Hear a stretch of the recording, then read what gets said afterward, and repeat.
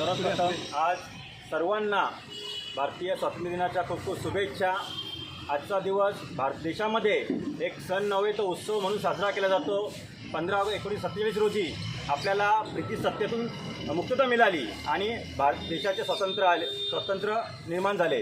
याच्यामध्ये आपण सर्वांनी मिळून एक निश्चय करूया, आपण भारतवासियांनी सर्वांनी मिळून आपल्या वागण्यातून, बोलण्यातून आणि आपल्या कार्यातून आपल्या देशाची उंची कशी वाढवता येईल हे आपण आज या स्वातंत्र्य निश्चय करूया।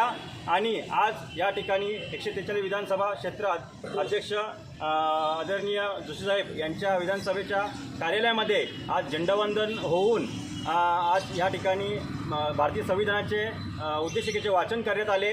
आणि आजचा हा दिवस राष्ट्रवादी काँग्रेस पार्टी कल्याण डोंबिवली जिल्ह्याच्या वतीने मोठ्या उत्साहात साजरा करण्यात येत आहे। सर्वांना पुन्हा एकदा स्वातंत्र्य दिनाच्या खूप शुभेच्छा। भारत माता की जय।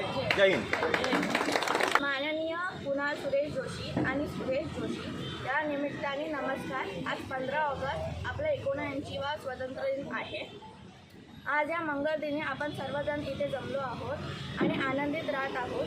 चला मग आपण या देशाला प्रगतीत आणि आनंदित करूया आणि एक जुटून राहूया। धन्यवाद। जय हिंद, जय महाराष्ट्र।